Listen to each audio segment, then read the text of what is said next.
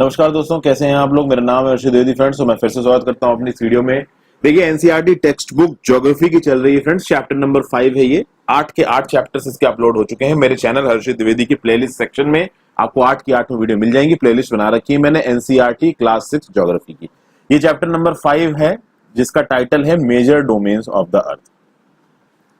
अब देखिए फ्रेंड्स, जैसा कि हमने पहले चैप्टर में पढ़ा था कि भैया earth is the only planet which has life. अभी के लिए अर्थ सोलर सिस्टम में, देखिए सोलर सिस्टम में तो ये मानना पड़ेगा कि earth is the only planet which is having life. ठीक है, ह्यूमन बींग्स यहाँ रह सकते हैं। यहाँ पे कुछ लाइफ सस्टेनिंग एलिमेंट्स हैं, जैसे कि जमीन है रहने के लिए, पानी है पीने के लिए, हवा है सांस लेने के लिए। अब पूरी दुनिया में, पूरे ब्रह्मांड में कहना चाहिए कि पूरे ब्रह्मांड में कहीं और एक ऐसा प्लेनेट है जहां पे लाइफ है या नहीं है, इस बात की खोज जारी है। यहाँ पे फ्रेंड्स शुरू करने से पहले मैं आप लोगों को एक पर्सनल एक्सरसाइज दूंगा कि एक चीज होती है गोल्डीलॉक्स जोन। मैं आपको बताऊंगा नहीं कि गोल्डीलॉक्स जोन क्या होता है, आप खुद जाके देखने की कोशिश कीजिए कि व्हाट इज गोल्डीलॉक्स जोन। ठीक है, अब देखिए यहाँ पे कुछ वर्ड्स के ओरिजिन देख लेते हैं। ग्रीक लैंग्वेज में लिथोस को बोलते हैं पत्थर, स्टोन। एटमॉस को बोलते हैं वेपर, और हुडोर को बोलते हैं वाटर। बायोस को बोलते हैं लाइफ।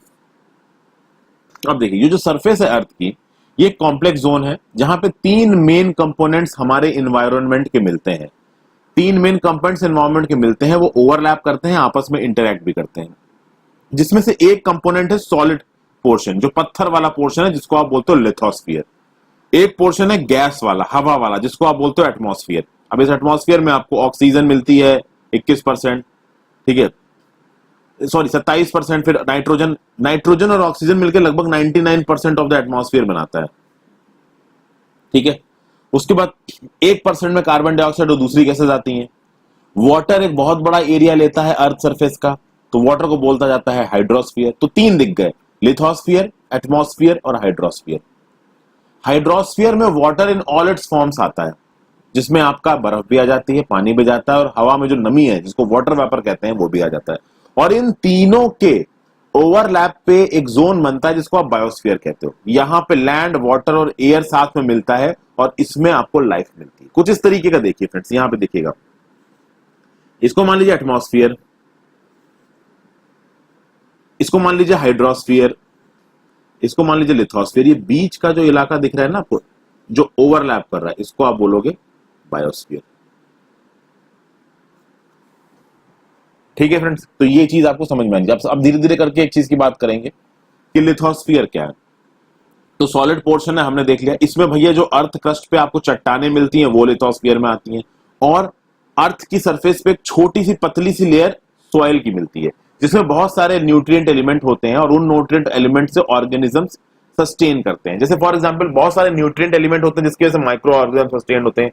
इन्हीं न्यूट्रिएंट एलिमेंट से जो रूट्स होती हैं आपकी प्लांट्स की, वो न्यूट्रिशन खींचती हैं। ठीक है, तो लिथोस्फीयर में 2 चीजें मेन याद रखिएगा, एक तो रॉक ऊपर की, उसके साथ साथ जो सॉइल होता है उसके। अब वो जो सॉइल बना है वो रॉक्स के इरोजन से ही बना है, वो जब हायर क्लासेस आएंगे वो सीखेंगे। बहुत ज्यादा जानना चाहते हैं इसके बारे में तो मेरी ज्योग्राफी की वीडियोस जाके देखिए मेरे चैनल पे, एनवायरनमेंट की वीडियो जाके देखिए मेरे चैनल पे, इनकी मैंने अलग से प्लेलिस्ट बना रखी है। अब अर्थ सरफेस के 2 मेन डिवीजन है, 2 लार्ज लैंड मासेस मिलते हैं। अगर देखा जाए, एक लैंड मास तो मिलता है कॉन्टिनेंट पे। नॉर्मली हम लोग लैंड पे रहते हैं फ्रेंड्स, तो कॉन्टिनेंट आपको देखा होगा एशिया, अफ्रीका, यूरोप, ऑस्ट्रेलिया, तो ये सब है कॉन्टिनेंट। इनके ऊपर जमीन है, उन जमीन पे लोग रहते हैं। बाकी चीजें भी हैं, पहाड़ हैं, नदियां हैं, सब कुछ है। एक वो लैंड मास है जिसके ऊपर बहुत सारा पानी है, उन लैंड मासेस को बोलते हैं ओशन बेसिन। वो ओशन के बेसिन है। अब वो तो है तो हमारे अर्थ के सरफेस का ही हिस्सा, बट उसके ऊपर पानी है, समुंदर है। ठीक है, तो अब समुंदर के अंदर आप चलते चले जाओगे तो कहीं ना कहीं तो जमीन आएगी ना, तो उनको आप ओशन बेसिन बोलते हैं। तो अर्थ सरफेस के 2 हिस्से हैं, एक तो कॉन्टिनेंट है जो हवा को एक्सपोज है, और दूसरा है ओशन बेसिन जो पानी के नीचे है। अगर आप ओशंस की बात करें दुनिया भर के ओशंस एक दूसरे के साथ कनेक्टेड है। आप फिगर 5.1 अभी देखते हैं, और इसमें एक सवाल पूछा गया है, are all the land masses connected with one another? क्या सारे लैंड मासेस एक दूसरे के साथ कनेक्टेड हैं? देख लेते हैं फ्रेंड्स, यहां पे थोड़ा सा मैं इसको घुमा देता हूं। अब यहां पे चीजें क्लियर हो जाएंगी। कौन कौन से ओशन दिख रहे हैं फ्रेंड्स आपको? यहाँ पे पैसिफिक ओशन दिख रहा है, यहाँ पे नॉर्थ अमेरिका, साउथ अमेरिका और यूरोप अफ्रीका के बीच में आपको दिख रहा है अटलांटिक ओशन। ऊपर है नॉर्थ अटलांटिक ओशन, नीचे है साउदर्न अटलांटिक ओशन। यहाँ इंडियन ओशन है जो कि अफ्रीका के वेस्टर्न एज पे, ऑस्ट्रेलिया के सॉरी अफ्रीका के ईस्टर्न एज पे, ऑस्ट्रेलिया के वेस्टर्न एज पे, उसके बाद और इधर चले जाइए तो ये पैसिफिक ओशन, ये पैसिफिक ओशन है, ये पैसिफिक ओशन एक ही है चूंकि सराउंडेड है। ऊपर की तरफ आपको दिख रहा है आर्कटिक ओशन, नीचे की तरफ दिख रहा है आपको साउदर्न ओशन। तो ये सारे ओशंस आपस में एक दूसरे के साथ कनेक्टेड है। कितने इंपॉर्टेंट ओशन है? Pacific, Atlantic, Indian, southern, Arctic. क्या सारे के सारे लैंड मासेस जुड़े हुए हैं? देखते हैं फ्रेंड्स। ऑस्ट्रेलिया देखिए बाकी लैंड मासेस से नहीं जुड़ा है, तो आपका क्वेश्चन का जवाब वो सीधे यही मिल गया कि Australia is not connected to any other continent by land. North America क्या साउथ अमेरिका से जुड़ा हुआ है? बिल्कुल छोटी सी जगह पे यहाँ पे जुड़ा हुआ है। ठीक है, एक सवाल मैं आपसे पूछता हूं कि क्या एशिया यूरोप से जुड़ा हुआ है? खैर ये तो बिल्कुल ही आसान है, एशिया तो यूरोप से जुड़ा हुआ है। अफ्रीका कौन से पॉइंट पे एशिया से जुड़ा हुआ है अगर जुड़ा है तो? अफ्रीका कौन से पॉइंट पे यूरोप से जुड़ा हुआ है अगर जुड़ा है तो इन सवालों का जवाब एक बार ढूंढने की कोशिश करिए। देखिए ये बहुत इंटरेस्टिंग एक्सरसाइज आप खुद करेंगे फ्रेंड्स, तो आपको खुद मजा आएगा। इस मैप पे अभी हम लोग थोड़ी देर में वापस आएंगे। फिर फ्रेंड्स एक चीज याद रखिएगा कि ज्यादातर दुनिया में जो सी वाटर का जो लेवल है, सी वाटर का जो एलिवेशन है वो हर जगह एक ही रहता है। इसलिए जब भी आप किसी चीज के एलिवेशन को मेजर करोगे ना तो आप सी के लेवल के रिस्पेक्ट में करोगे, क्योंकि सी के लेवल को हमेशा 0 दिया जाता है। जैसे कि अगर आप माउंट एवरेस्ट की ऊंचाई देखो तो 8000 समथिंग मीटर्स, किसके? Above sea level.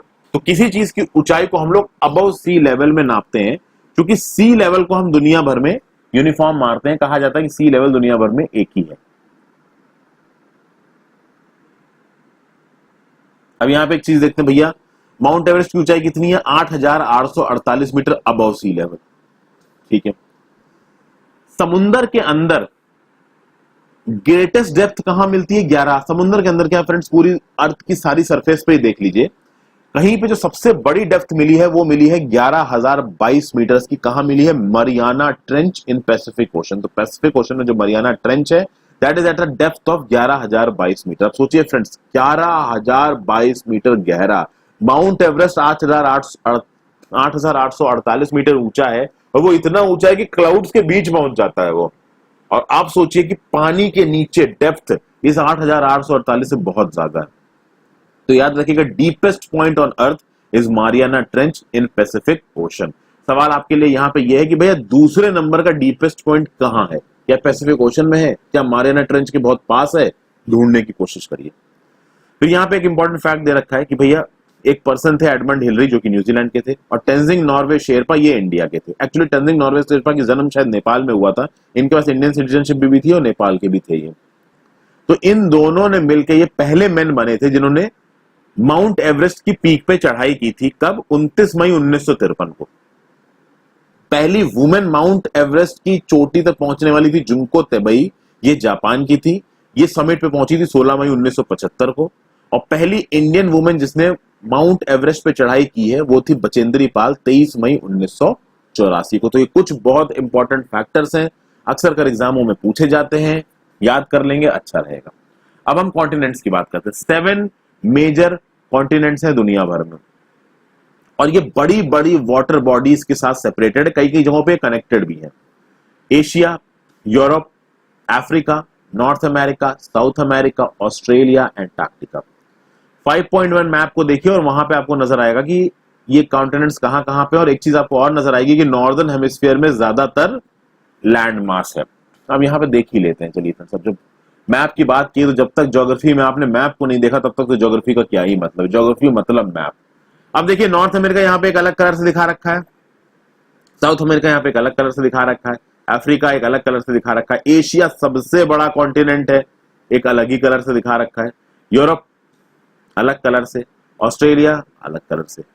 1 2 3 4 5 6 कॉन्टिनेंट्स दिख गए, north America, south America, Europe, Africa, Asia, Australia. कौन से बचा? बचा Antarctica. Antarctica is the 7th continent. तो ये 7 कॉन्टिनेंट्स आपको नजर आ गए फ्रेंड्स मैप में। अब इनके बारे में कुछ इंफॉर्मेशन देख लेते हैं।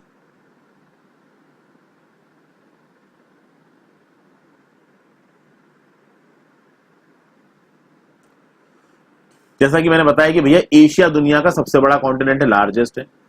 दुनिया का जितना भी लैंड सरफेस है 1/3 of the total area Asia occupy करता है। करंटली एशिया आपका ईस्टर्न हेमिस्फीयर में आता है। ईस्टर्न हेमिस्फीयर किस हिसाब से डिसाइड करता है फ्रेंड्स? आपको मैंने पहले ही बताया है कि अगर ये आपका अर्थ है और ये 0 डिग्री लॉन्गिट्यूड है तो 0 डिग्री लॉन्गिट्यूड के जस्ट अपोजिट पीछे की तरफ 180 डिग्री लॉन्गिट्यूड होगा। इसके ईस्ट में जितनी भी चीजें आएंगी वो ईस्टर्न हेमिस्फीयर होगा, वेस्ट में जितनी भी चीजें आएंगी वो वेस्टर्न हेमिस्फीयर होगा। यानी 0 डिग्री लॉन्गिट्यूड और 180 डिग्री लॉन्गिट्यूड मिलके पूरे अर्थ को दो इक्वल भागों में बांट देते हैं। ईस्ट वाला भाग हो गया ईस्टर्न हेमिस्फीयर, वेस्ट वाला भाग हो गया वेस्टर्न हेमिस्फीयर। ईस्ट वाला भाग को आपने ईस्ट कैसे कहा?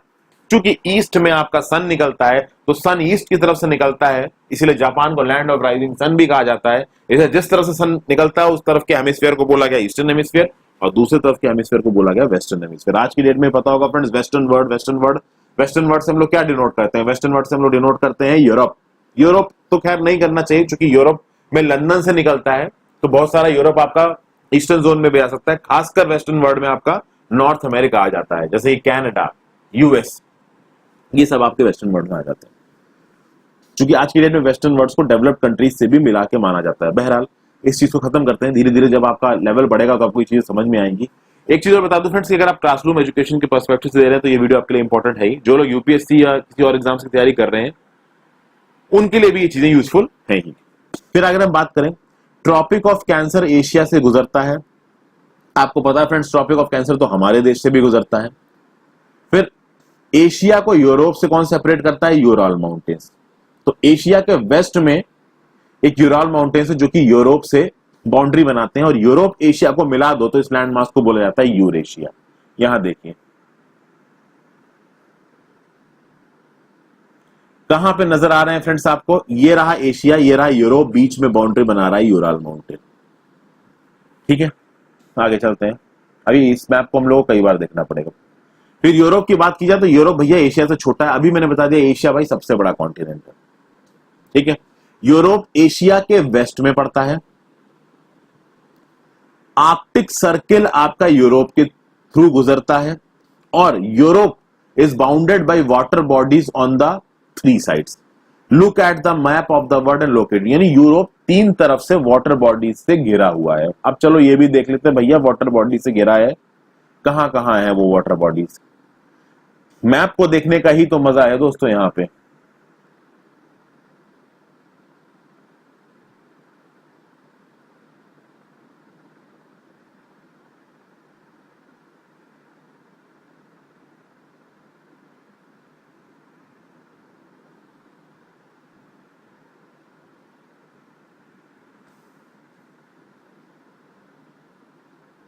अब देखिए यहां पे फ्रेंड्स, देखो ये आपको दिख रहा है यूरोप। ठीक है, यूरोप में बीच में आल्प्स दिख रहे हैं, आल्प्स के बारे में भी अभी हम बात करेंगे। 3 तरफ से पानी से घुरा हुआ है। यूरोप के नॉर्थ में आपको दिख रहा है आर्कटिक ओशन फ्रेंड्स। यूरोप के वेस्ट में आपको क्या दिख रहा है? Atlantic ocean. यूरोप के साउथ में आपको क्या दिख रहा है? मेडिटेरेनियन सी। यूरोप के ईस्ट में आपको क्या दिख रहा है? तो ईस्ट में तो भाई एशिया आ गया। तो 3 तरफ से यूरोप पानी से घिरा हुआ है। नॉर्थ में आर्कटिक ओशन, वेस्ट पे अटलांटिक ओशन और साउथ में मेडिटेरेनियन सी। ठीक है, तो आपको ये चीजें समझ में आ गई कि भैया यूरोप 3 तरफ से अगर पानी से घिरा है तो कौन कौन सी 3 वाटर बॉडी से घिरा हुआ है ये आपको नजर आ गया। अब अगर बात की जाए अफ्रीका की, अफ्रीका भैया सेकंड लार्जेस्ट कॉन्टिनेंट है एशिया के बाद। 0 डिग्री इक्वेटर आपका अफ्रीका से होके बीतता है, almost middle of the continent से निकलता है। अफ्रीका का एक बहुत बड़ा हिस्सा नॉर्दर्न हेमिस्फीयर में है। अभी ये सब चीजें हम लोग देखेंगे। और केवल एक ऐसा कॉन्टिनेंट जहां से ट्रॉपिक ऑफ कैंसर, इक्वेटर और ट्रॉपिक ऑफ कैप्रिकॉर्न तीनों बीत रही हैं तो वो है अफ्रीका। अफ्रीका दुनिया का जो सबसे बड़ा डेजर्ट है सहारा डेजर्ट, वो आपका अफ्रीका से होकर गुजरता है। तो अफ्रीका से होकर गुजरता नहीं, अफ्रीका में है।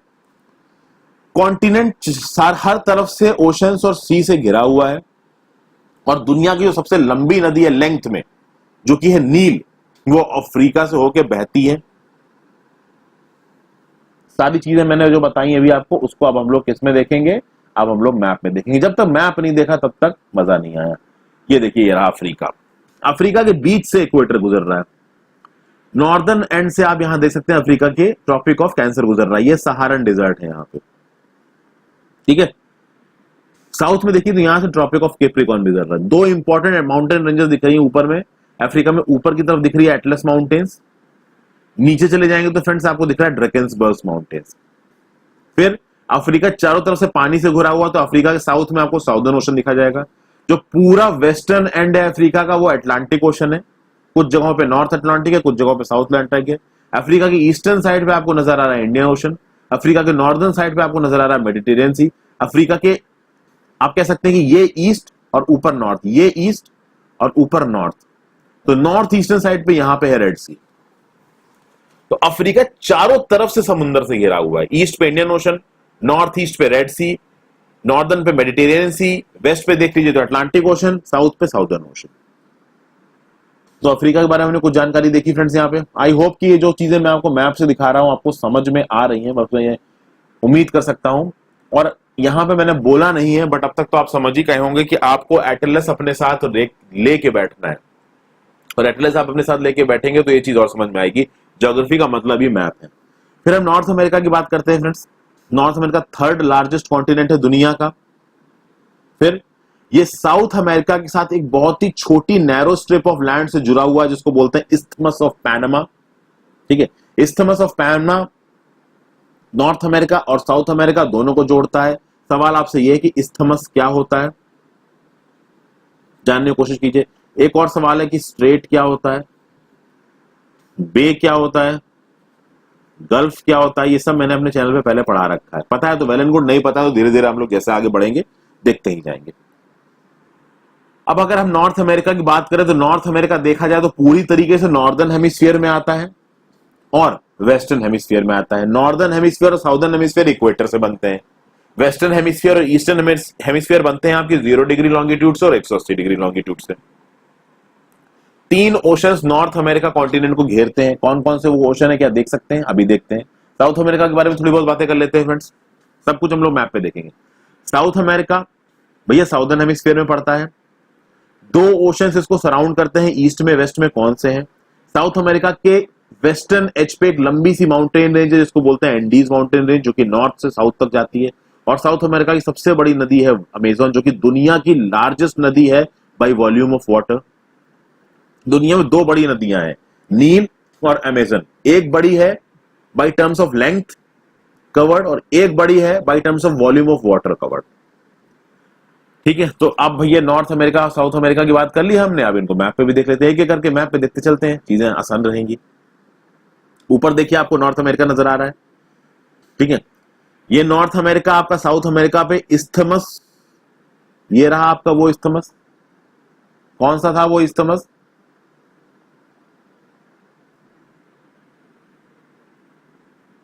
Isthmus of Panama. तो इस्थमस ऑफ पैनामा आपका नॉर्थ अमेरिका और साउथ अमेरिका को कनेक्ट करता है। फिर अगर आप नॉर्थ अमेरिका की बात करिए, 3 तरफ से ओशन से घिरा हुआ है। नॉर्दर्न साइड पे आर्कटिक ओशन है, ईस्टर्न साइड पे अटलांटिक ओशन है, कह लीजिए नॉर्थ अटलांटिक ओशन, और वेस्टर्न साइड पे नॉर्थ पैसिफिक ओशन है।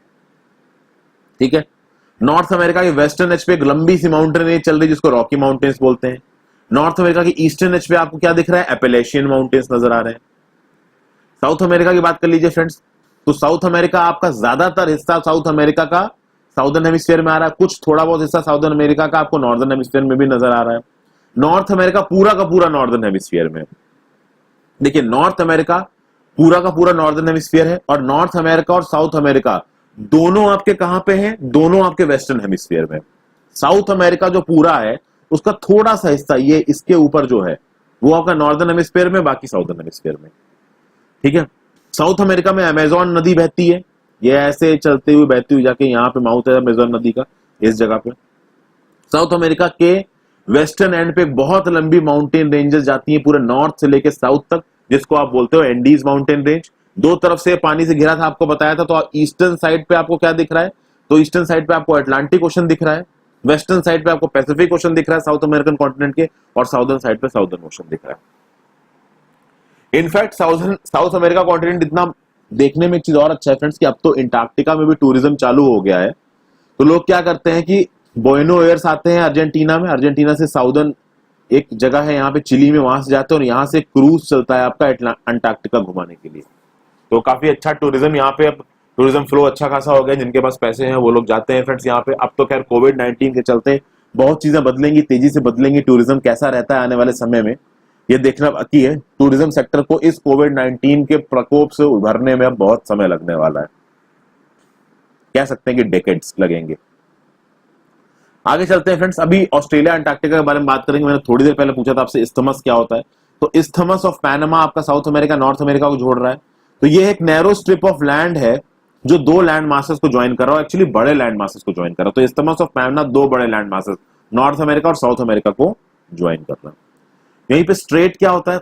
स्ट्रेट एक नैरो पैसेज ऑफ वाटर होता है जो दो लार्ज वाटर बॉडीज को जोड़ता है, यानी दो बड़े समुंदर या दो बड़े ओशंस को जोड़ता है, तो स्ट्रेट होता है इसको। अब यहां पे मैं आपको बोलूंगा एक बहुत इंपॉर्टेंट स्ट्रेट है जिसका नाम है straight of Malacca. Straight of Malacca कहां पे है फ्रेंड्स? जाके चेस्ट मारिए। इंडिया में देखा जाए तो इंडिया में एक चीज होती है पाक स्ट्रेट। ये पाक स्ट्रेट श्रीलंका और इंडिया के बीच में है और दो मेजर वाटर बॉडीज को जोड़ रही है। एक वाटर बॉडी है बे ऑफ बंगाल और नीचे की तरफ आपकी कौन सी है, आप पता करने की कोशिश कीजिए। ठीक है, तो पाक स्ट्रेट, आप एक काम करिए, अपने देश का नक्शा खोलिए और उस देश के नक्शे में देखिए कि पाक स्ट्रेट आता है आपका श्रीलंका और इंडिया के बीच में। एक तरफ बे ऑफ बंगाल, अब देखिए यहां बे ऑफ बंगाल है, इधर एवेसी है, नीचे पूरा का पूरा इंडियन ओशन है। तो आप कह सकते हो कि एक तरीके से बे ऑफ बंगाल और इंडियन ओशन को तोड़ रहा है क्या? पाक स्ट्रेट, यानी आप कह रहे हैं जोड़ रहा है।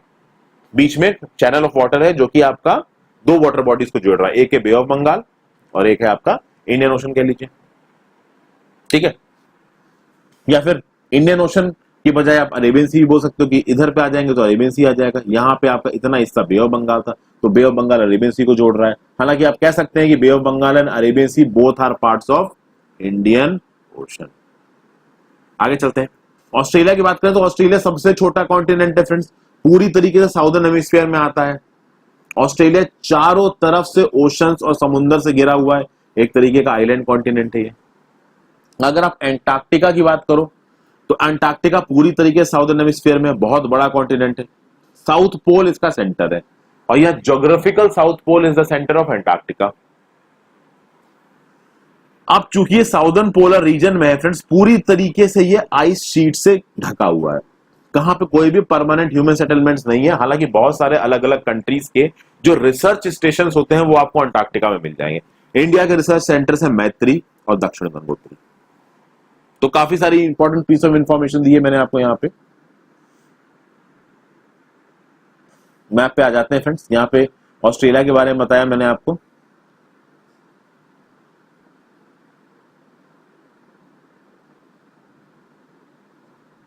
ये देखिए, ये रहा ऑस्ट्रेलिया, चारों तरफ से समुंदर और ओशन से घिरा हुआ और नीचे की तरफ है अंटार्कटिका। व्हाइट से, यहाँ पे जो व्हाइट व्हाइट है वो दिखा रहा है भैया पूरा आइस से ढका हुआ है। अब यहाँ पे एक चीज ध्यान दीजिए फ्रेंड्स, अगर ये इक्वेटर है, दिस इज इक्वेटर जो बीच में दौड़ रहा है, जो इक्वेटर के नॉर्थ का इलाका है ना वहां पे लैंड मास बहुत है, लेकिन इक्वेटर के साउथ का इलाका आप देखोगे ना वहां पे लैंड मास नॉर्दर्न हेमिस्फीयर के रिस्पेक्ट में बहुत कम है। यानी कि जो पूरे दुनिया का, पूरे अर्थ का लैंड मास है, मेजर लैंड मास कंसंट्रेटेड है नॉर्दर्न हेमिस्फीयर में और कंपैरेटिवली कम मास है, कम लैंड मास है साउदर्न हेमिस्फीयर में। तो साउदर्न हेमिस्फीयर में देखिए अफ्रीका का नीचे का इतना हिस्सा, साउथ अमेरिका का इतना हिस्सा और ऑस्ट्रेलिया और कुछ आपकी इन कंट्रीज में का हिस्सा था, जैसे कि इंडोनेशिया वगैरह का। समझ गया बातों को? तो कंपैरेटिवली साउदर्न हेमिस्फीयर में लैंड मास नॉर्दर्न हेमिस्फीयर से कम है, काफी कम है, अच्छा खासा कम है। इसलिए समुंदर का इफेक्ट डोमिनेंट रहता है साउदर्न हेमिस्फीयर में और जमीन का इफेक्ट डोमिनेंट रहता है नॉर्दर्न हेमिस्फीयर में। वो कैसे कैसे डोमिनेंट रहता है धीरे धीरे बहुत सारी चीजों को कनेक्ट करके बताऊंगा फ्रेंड्स। फिर आगे हम बात करेंगे हाइड्रोस्फीयर की। हाइड्रोस्फीयर क्या होता है फ्रेंड्स? अर्थ ब्लू प्लैनेट है। ब्लू प्लैनेट क्यों है?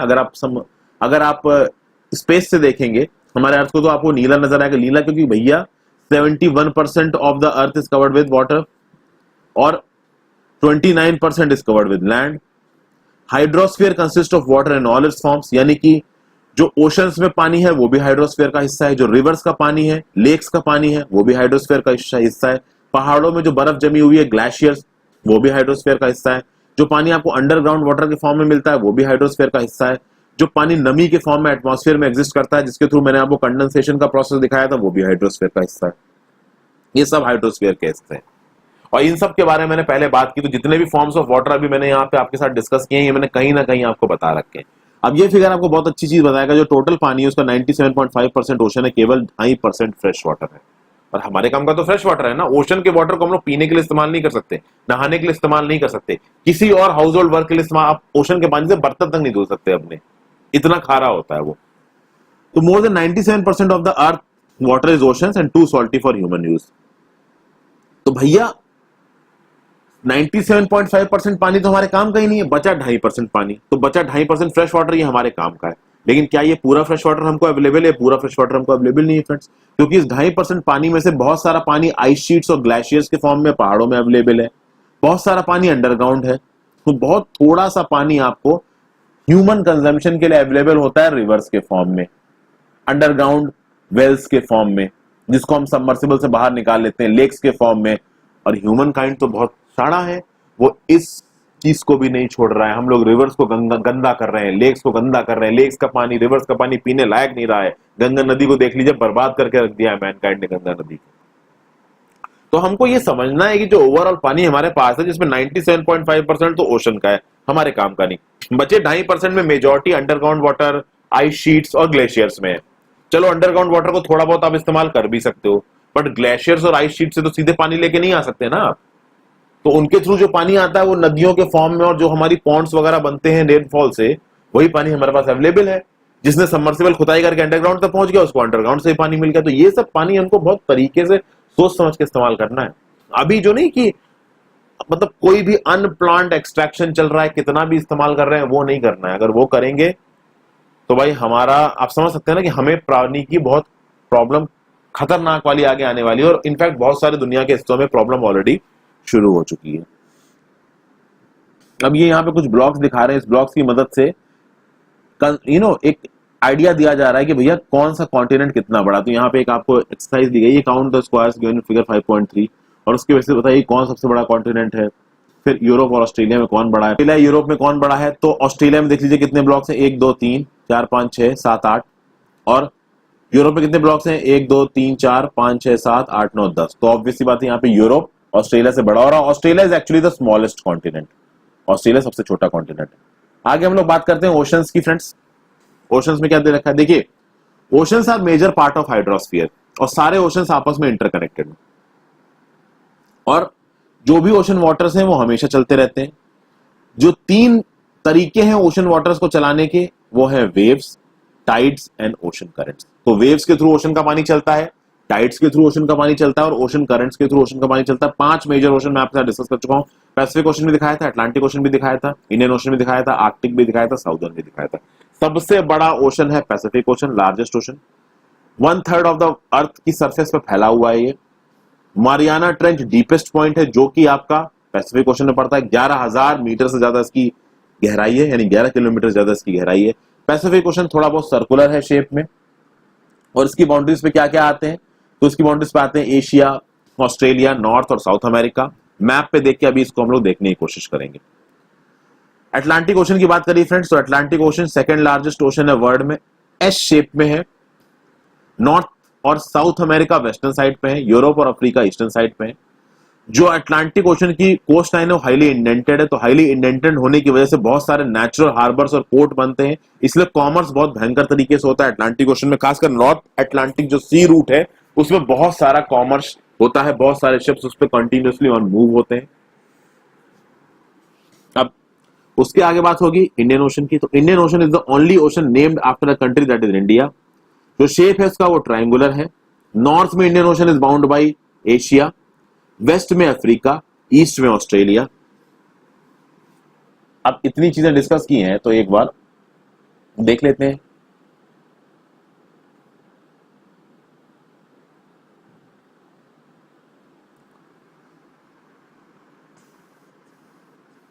पैसिफिक ओशन फ्रेंड्स आपको यहां नजर आ रहा है, और ये पैसिफिक ओशन यहां पे जुड़ा हुआ है। तो पैसिफिक ओशन के अगर ईस्ट में देखा जाए तो आपको नॉर्थ अमेरिका कॉन्टिनेंट नजर आ रहा है, इधर साउथ में साउथ अमेरिका कॉन्टिनेंट नजर आ रहा है। और पैसिफिक ओशन के वेस्ट में देखा जाए तो इधर देखिए, रशिया है, चाइना है, जापान है, नॉर्थ कोरिया है, साउथ कोरिया है। नीचे की तरफ आ जाएंगे तो फ्रेंड्स आपका देखिए इंडिया पैसिफिक ओशन के साथ बाउंड्री नहीं बनाता, याद रखिएगा। ये जो पैसिफिक ओशन के आइलैंड्स है ये हैं बहुत सारे, और ऑस्ट्रेलिया है। पैसिफिक ओशन दुनिया का सबसे बड़ा ओशन है, सर्कुलर शेप में है। सर्कुलर शेप अभी आपको यहाँ पर नहीं दिखा सकता, आगे कोई फिगर आएगा तो उसके हिसाब से दिखाऊंगा। और जो रिंग्स ऑफ फायर बनती है वो आपका पैसिफिक ओशन में बनती है, ठीक है। अब अगर हम लोग बात करें अटलांटिक ओशन की, तो अटलांटिक ओशन एस शेप में। एस शेप कैसे? यहां से देखिए कुछ इस तरीके से जा रहा है आपका अटलांटिक ओशन। तो एस शेप नजर आ गया आपको। इस इक्वेटर के ऊपर जो है वो है आपका नॉर्थ अटलांटिक ओशन, इस इक्वेटर के जो नीचे है वो आपका साउथ अटलांटिक ओशन। ठीक है। अब अटलांटिक ओशन के अगर आप नॉर्थ और साउथ अटलांटिक ओशन के अगर आप वेस्ट में देखें तो वेस्ट में नॉर्थ अमेरिका की कोस्ट लाइन आ जाती है, नीचे साउथ अमेरिका की कोस्ट लाइन आ जाती है। North Atlantic ocean south Atlantic ocean के ईस्ट में देखें तो ऊपर की तरफ यूरोप, फिर नीचे की तरफ अफ्रीका। तो ये है आपका अटलांटिक ओशन और इसकी कोस्ट लाइन काफी इंडेंटेड है। इंडेंटेड मतलब कि वहां पे बहुत सारे नेचुरल हार्बर और पोर्ट्स आराम से बन सकते हैं, आपको कोई काटने पीटने की जरूरत नहीं पड़ेगी पोर्ट बनाने के लिए। तो ये वाला जो आपका रूट है ना फ्रेंड्स, नॉर्थ अटलांटिक ओशन वाला, इस पे बहुत जबरदस्त तरीके से ट्रेड और कॉमर्स होता है। इंडेंटेड को हम लोग फिगर में और देखते हैं आगे, बहुत अच्छा फिगर का रिप्रेजेंटेशन दिखा रखा है इंडेंटेड का। यहां देखिए,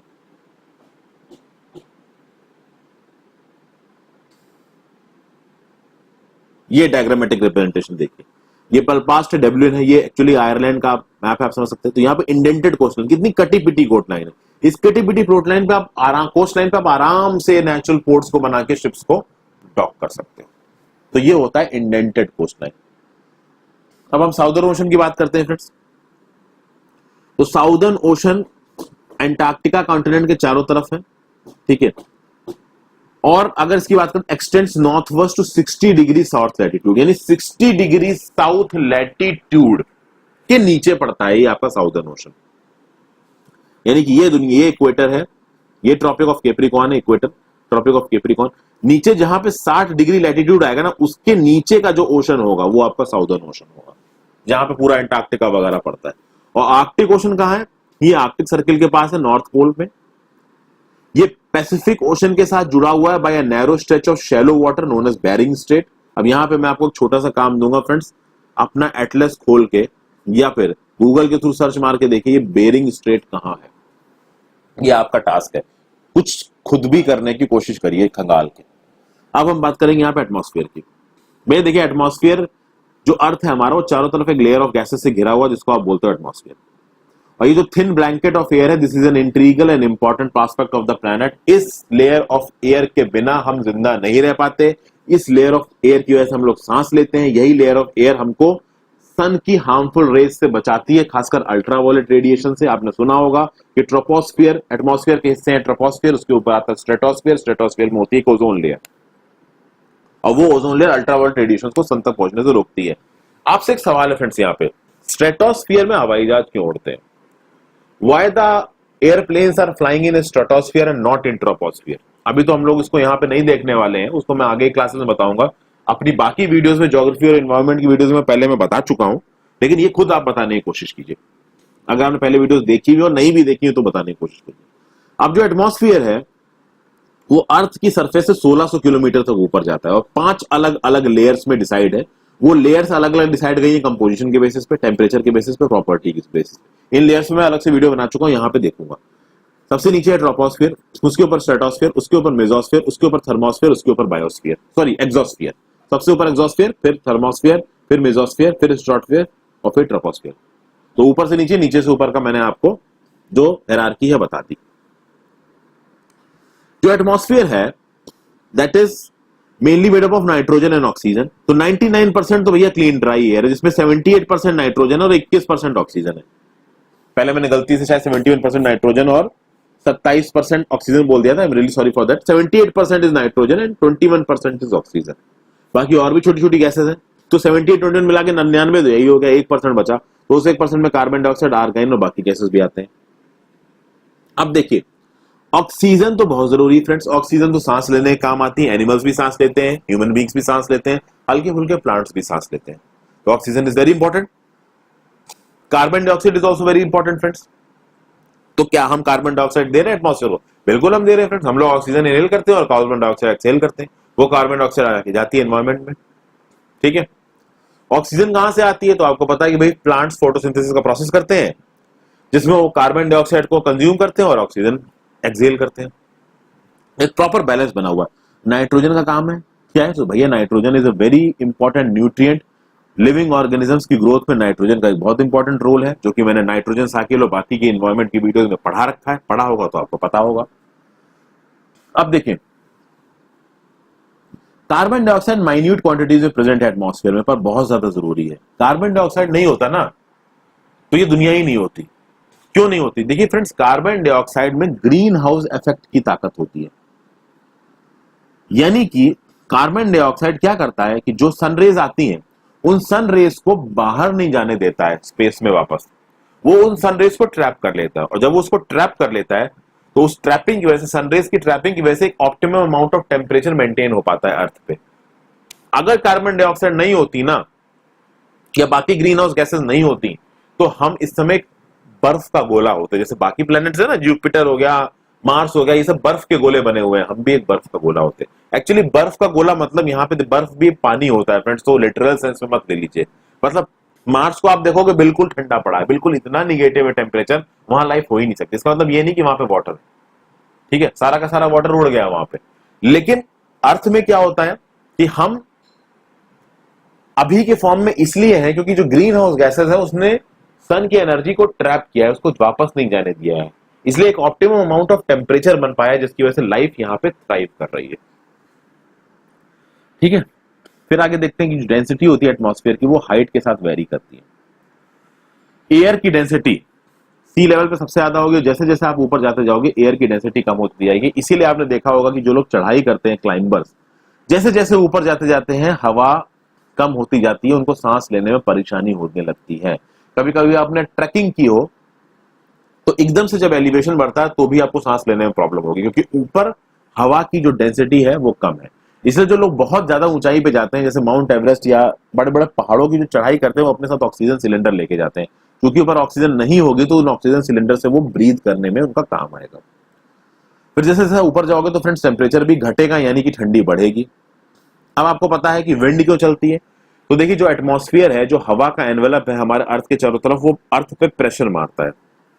कहीं पे थोड़ा वो ज्यादा प्रेशर मारेगा तो वहां हाई प्रेशर बनेगा, कहीं पे वो लो प्रेशर मारेगा तो लो प्रेशर बनेगा। हाई प्रेशर में हवा ज्यादा होगी, लो प्रेशर में हवा कम होगी, तो हाई से लो की तरफ हवा बहेगी। और ये जो हवा बहेगी इसको आप क्या बोलोगे? विंड। ठीक है, मूविंग एयर को आप बोलते हो विंड। अब यहां पे हम लोग बात करेंगे फ्रेंड्स बायोस्फीयर। जैसा कि मैंने बोला था, biosphere is the domain of life. Biosphere is a narrow zone of contact between land, water and air. मैंने आपको दिखाया था हाइड्रोस्फीयर, एटमॉस्फीयर और लिथोस्फीयर के मीटिंग पॉइंट बनता है ये बायोस्फीयर। तो ये कुछ एक ऐसा यूनिक सी सेटिंग बनती है जहां पे लाइफ थ्राइव करती है। देखिए लाइफ तो फ्रेंड्स आपकी समुद्र में भी थ्राइव कर रही है, मछलियां मिलती हैं आपको, हवा में भी आपको बर्ड्स दिख रही हैं, जमीन पे भी आपको लोग दिख रहे हैं। लेकिन कुछ इस तरीके से समझने की कोशिश कीजिए। अब मान लीजिए ये हाथी है, ये जमीन पे रह रहा है, इस पॉन्ड से पानी पी रहा है और हवा से सांस ले रहा है, तो तीनों चीजों की जरूरत पड़ रही है इस हाथी को सरवाइव करने के लिए। तो इस हाथी is a part of biosphere. अब इसको लिटरल सेंस में मत देना। अब जैसे कि ये मछलियां हैं, या मछलियां तो पानी के अंदर ही रहती हैं भाई, वो पानी से ही हवा खींच लेती हैं अपनी, ठीक है, पानी ही उनके लिए लैंड है, पानी की रिक्वायरमेंट भी उनकी पूरी हो रही। तो बस इस तरीके से समझने की कोशिश कीजिए। जो ज्यादातर ऑर्गेनिजम्स आपको चारों तरफ दिख रहे हैं, they are formed because of a unique interlapping. और वो इंटरलैपिंग तीन चीजों में हो रही है, लिथोस्फीयर जमीन, हवा एटमॉस्फेयर और हाइड्रोस्फीयर पानी। इन तीनों जब चीजें मिल जाती है ना, इन तीनों चीजों को मिलने की वजह से कुछ ऐसे फैक्टर्स बनते हैं और उस फैक्टर से लाइफ पैदा होती है। तो इन तीनों चीजों की मिलने की वजह से जो फैक्टर बनते हैं, जो कंडीशंस मिलती है जिनकी वजह से वो लाइफ थ्राइव करती है, उसको बेस्ट डिस्क्राइब किया जाता है बाय द वर्ड बायोस्फीयर। इसीलिए बायोस को लाइफ कहा जाता है। ठीक है, अब जो स्पेशीज ऑफ ऑर्गेनिजम्स मिलते हैं हमको इस दुनिया में, छोटे माइक्रोब से लेके बैक्टीरिया से लेके ह्यूज मैमल्स भी हो सकते हैं। हम जितने भी ऑर्गेनिजम्स हैं इंक्लूडिंग ह्यूमंस, एक दूसरे पे डिपेंडेंट हैं फॉर सर्वाइवल। ठीक है, हमारे जो ऑर्गेनिजम्स हैं बायोस्फीयर में वो दो भागों में बटे हुए, एक plant kingdom, animal kingdom. Plant kingdom को फ्लोरल बायोडाइवर्सिटी कहते हैं, एनिमल किंगडम को फॉनल बायोडाइवर्सिटी कहते हैं। फ्लोरल और फोनल बायोडाइवर्सिटी पे मैंने अलग अलग वीडियोस बनाई है अपने चैनल पे, आप प्लेलिस्ट में जाके देख सकते हैं एनवायरमेंट की। ये तीनों डोमेन्स एक दूसरे के साथ इंटरेक्ट करते हैं, लिथोस्फीयर, एटमॉस्फेयर, हाइड्रोस्फीयर, और एक दूसरे को किसी ना किसी फॉर्म से अफेक्ट करते हैं। जैसे कि फॉर एग्जाम्पल, अगर आप पेड़ों को काटोगे अपनी वुड की रिक्वायरमेंट को पूरा करने के लिए, तो होगा ये कि आपने पेड़ को काट दिया वुड की रिक्वायरमेंट को पूरा करने के लिए, लेकिन जो सॉयल था, जो पेड़ों की रूट ने जो सॉयल को पकड़ रखा था, अब वो सॉयल को पकड़ेगा नहीं। जब उस पे से ऊपर से पानी बहेगा तो सॉयल का इरोजन ज्यादा होगा और वो सॉयल धीरे धीरे धीरे धीरे करके किसी वाटर बॉडी में पहुंचेगा। तो इस तरीके से बहुत सारी चीजें आपस में कनेक्टेड है। वाटर बॉडीज, लैंड, हवा, ये आपस में एक दूसरे के साथ कनेक्टेड है। अगर किसी एक चीज में आप चेंज लेके आओगे तो दूसरी चीज में भी चेंज आएगा। सिंपल बात ये है। कैसे कैसे चेंज आएगा इसके बहुत स्पेसिफिक एग्जांपल्स बाद में भी लेंगे। फॉर एग्जांपल, अगर मान लीजिए कोई अर्थ कैलेमिटी, नेचुरल कैलेमिटी आती है, अर्थक्वेक टाइप का, तो उसकी वजह से अर्थ की सरफेस पे थोड़े चेंज आ सकते हैं। कभी कभी क्या होता है कि आपने देखा होगा सुनामी आई थी, तो जब सुनामी आई थी तो अंडर वाटर ट्रेमर्स उठे थे। उस अंडर वाटर ट्रेमर्स की वजह से सुनामी आ गई। अब सुनामी की एक खास बात होती है फ्रेंड्स, अगर वो डीप सी वाटर में, जहां पे समुद्र बहुत गहरा है, वहां पे आएगी ना, तो वहां पता नहीं चलेगी कि सुनामी है। वहां पे अगर कोई शिप सेल कर रहा होगा ना, उसे मालूम ही नहीं पड़ेगा कि नीचे सुनामी है। जो वहां पे जो पानी का मैग्नीट्यूड होता है, जो डेप्थ होता है, वो बहुत ज्यादा होता है। इसीलिए ये देखिए, वेवलेंथ और एम्पलीट्यूड, दो चीजें यहां फ्लो में आती हैं। जो पानी की डेप्थ है वो बहुत ज्यादा है, तो पानी की डेप्थ होने की वजह से ज्यादा ये जो पानी के वेव्स है वो बहुत हाइट पे नहीं पहुंचती, डीप सी में। लेकिन जैसे ये सुनामी की वेव्स कोस्ट के पास आती हैं, पानी की डेप्थ खत्म हो जाती है, तो extra amount of volume of water को हैंडल करने के लिए जो वेव्स होती हैं वो बहुत ऊंची हो जाती है, और इतना डिस्ट्रक्शन कॉज करती हैं वो कोस्टल एरियाज में कि पूछिए मत। जब अंडमान एंड निकोबार आइलैंड्स में सुनामी आई थी, हमारे इंडिया सबकॉन्टिनेंट के ईस्टर्न कोस्ट पे सुनामी आई थी, तो भयंकर तबाही हुई थी। आपको याद होगा न्यूज में काफी ये चीजें कवर हुई थी।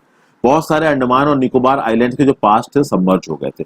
तो सुनामी के बारे में हो सकता है फ्रेंड्स कुछ लोगों को यहाँ समझ में ना आए, और सुनामी पे मैंने अलग से वीडियो बना रखी है अपने चैनल हर्षित द्विवेदी पे। आप जाके सुनामी समझ सकते हैं कि ये सुनामी वेव्स कोस्ट के पास आके इतनी ऊंची कैसे हो जाती है, क्या इंडिकेशन है सुनामी वेव्स के आने का, ये होती क्यों है, सब कुछ वहां पे मैंने बता रखा है। फिर एक और इफेक्ट है कि अगर आप वेस्ट मटेरियल को लेक्स में डंप करते हैं, रिवर्स में डंप करते हैं, तो उनका पानी बेकार हो जाता है, तो उस पानी को फिर ह्यूमन यूज के लिए इस्तेमाल नहीं किया जा सकता। फिर वो वेस्ट मटेरियल्स जैसे तैसे करके जो मछलियां हैं लेक्स और रिवर्स के अंदर, उनमें चले जाएंगे, और फिर उन मछलियों को इंसान खाएगा, उसकी तबीयत खराब होगी। ये सब प्रोसेस आपस में एक दूसरे के साथ कनेक्टेड है। फिर आप इंडस्ट्रीज से एमिशंस करते हैं, थर्मल पावर प्लांट से एमिशंस होते हैं, व्हीकल से एमिशंस होते हैं, जिससे हवा गंदी होती है। जब वो हवा गंदी होगी तो एक तो उसमें नाइट्रोजन डाइऑक्साइड और सल्फर डाइऑक्साइड का कंसंट्रेशन बढ़ेगा, तो उसकी वजह से एसिड रेन भी हो सकती है। फिर उसमें PM 2.5 यानी पर्टिकुलेट मैटर का कंसंट्रेशन बढ़ेगा, तो भाई ब्रीदिंग के लिए वो हवा खतरनाक हो सकती है। फिर कार्बन डाइऑक्साइड का कंटेंट उसमें बढ़ेगा, तो ग्लोबल टेम्परेचर ज्यादा बढ़ेंगे, ग्रीन हाउस इफेक्ट डोमिनेंट हो जाएगा। वैसे ग्रीन हाउस इफेक्ट लाइफ के लिए इंपॉर्टेंट है, पर एक लिमिट से ज्यादा भी इंपॉर्टेंट नहीं है, क्योंकि टेम्परेचर बहुत ज्यादा बढ़ जाएंगे। टेम्परेचर बहुत ज्यादा बढ़ जाएंगे तो भाई प्लांट लाइफ पे बहुत सारा फर्क आएगा। तो आप समझिए कि भाई ये सब मैं आपको इसलिए बता रहा हूं कि लिथोस्फीयर, एटमॉस्फेयर और हाइड्रोस्फीयर में प्रॉपर कनेक्शन है, एक बैलेंस, और वो बैलेंस ह्यूमन एक्टिविटीज की वजह से डिस्टर्ब हो रहा है, और ये चीज हमें रोकनी है। तो ये था इस चैप्टर का सार फ्रेंड्स। आई होप पसंद आया हो आपको। इसकी एक्सरसाइजेस की सॉल्यूशन तो ऑब्वियसली मैं अभी नहीं करा रहा हूँ।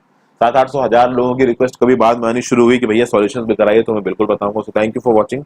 पसंद आई तो वीडियो को लाइक जरूर कर लीजिएगा फ्रेंड्स, अपने दोस्तों के साथ शेयर कर दें, अपने सोशल मीडिया प्रोफाइल्स पे, यूट्यूब चैनल को सब्सक्राइब कर लीजिए दोस्तों। Thank you for watching friends. जितना ज्यादा लोग इसको लाइक कर देंगे, कमेंट कर देंगे, उतना ही ज्यादा यूट्यूब मेरी वीडियोस को रेकमेंड करेगा। तो I will be very much helpful.